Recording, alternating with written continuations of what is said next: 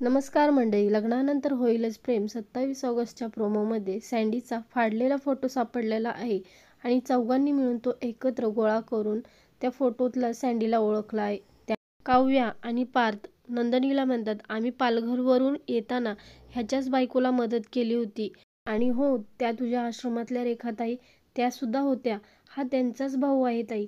रेखाताईंना इकडे पैशांची गरज असते आणि ती खूप अपसेट असते. काव्या म्हणते, आम्हाला जर माहिती असतं ना सँडीने हे सगळं केले तर आम्ही त्याला सोडलाच नसता आणि तिथेच जाब विचारला असता त्याला चांगलाच. तर जीवा पार्थला विचारतो, दादा हॉस्पिटलचं नाव काय आहे? आणि पार्थ म्हणतो, सिटी हॉस्पिटल आहे.